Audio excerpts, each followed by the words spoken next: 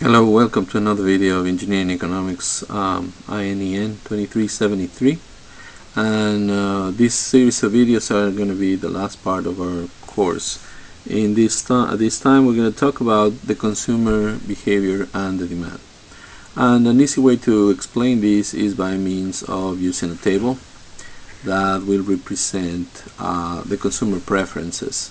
And let's say that we have a customer that is willing to buy food and beverages. It's hungry and thirsty, and depending on the how satisfied he or she is with the food and the beverages they have intake,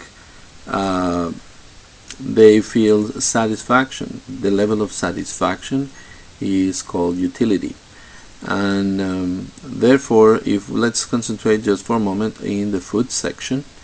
If given the fact that this individual is hungry, we have consumed, or he or she has consumed, quantity of one, say for instance a slice of pizza, then the benefit of or the amount of satisfaction of consuming that first slice of pizza, given the hunger that it's felt, it gives a relative satisfaction of 20 units.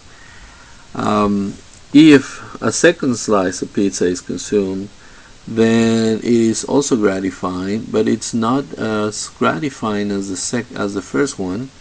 Therefore, it brings marginal utility of 16 units, and that's a level of satisfaction that we perceived for the second slice, which is slightly less than the first one.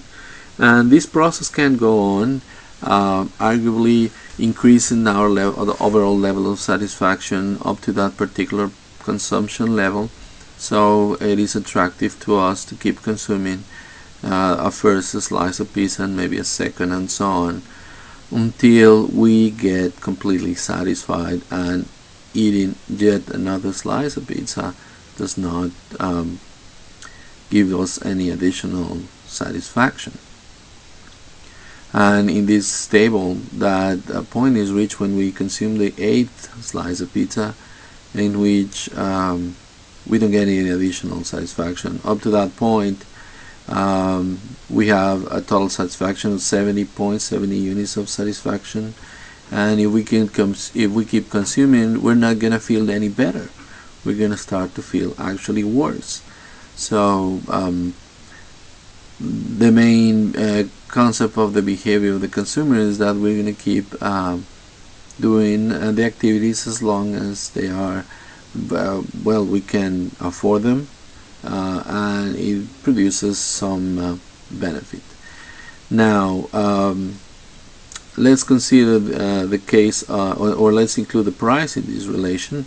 If each one of these food units, each one of them costs $1 per unit, then the level of satisfaction at $1 per unit is, or the additional benefit per dollar is 20 and 16 and 14 and so on, because that's how much we get for each additional dollar spent on that extra satisfactory, the food in this case.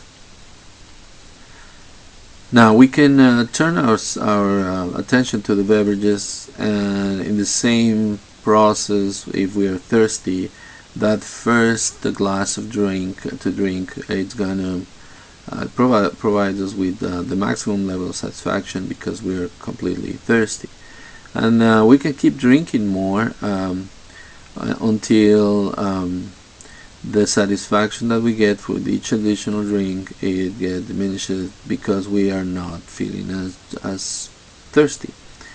And although in this graph it doesn't clearly shows, it should eventually get to zero, in which if we keep drinking we will start to get discomfort.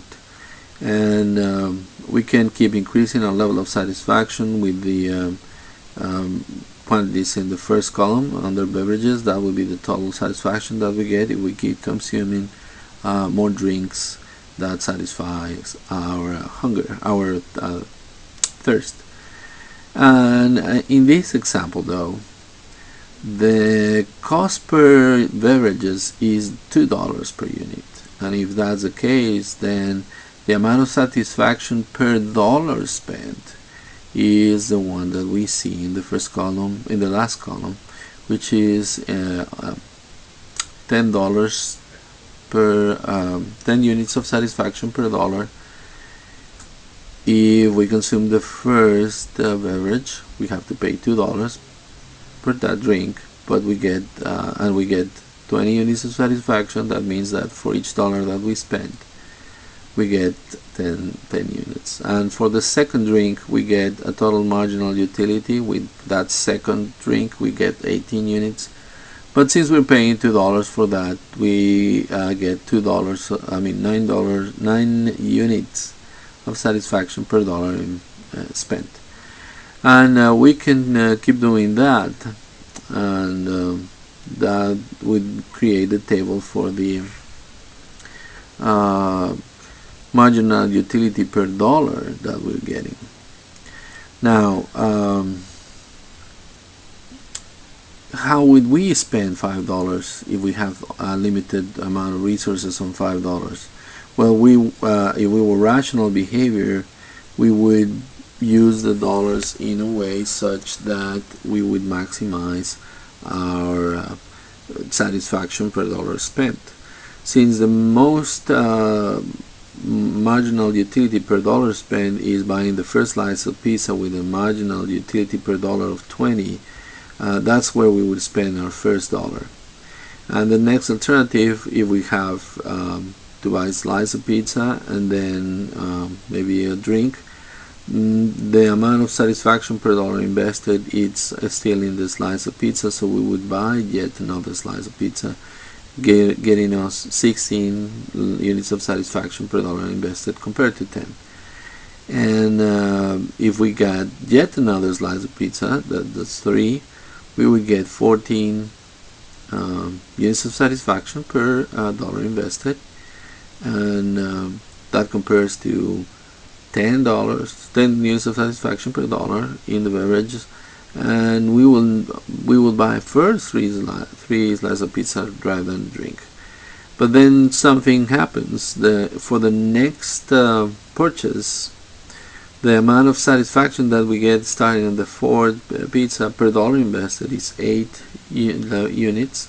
Compare that to the 10 units that we get in the level of satisfaction with beverages. So if we have $5, what we would have is we would have 3 slices of pizza. If we have $5, we spend 3 of those in the slice of pizza, and then 2 of those we would get a drink, because that's the one that provides us with the highest level of satisfaction. Up to that point, after having consumed 3 slices of pizza, the highest level of satisfaction per dollar invested is to having a drink, and we would have consumed our $5 worth in food and beverages. If we had yet another $5, how would we consume those extra $5? Well, the next level of satisfaction or the next item with the highest level of satisfaction per dollar invested is just another drink. So now we have $3, 3 slices of pizza and 2 drinks, and still we have spent now $7. And now we have $3 left, and we would have the opportunity to spend $1 more in a slice of pizza and $2 more in a drink, and we would find a balance there with 4 slices of pizza and 3 drinks, and that would set it equal.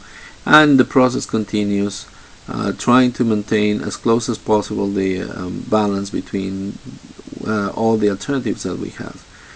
And the behavior of the consumer is rationalized to act this way when we have to face should we invest, should we save our money, should we buy a car, or any other satisfactor.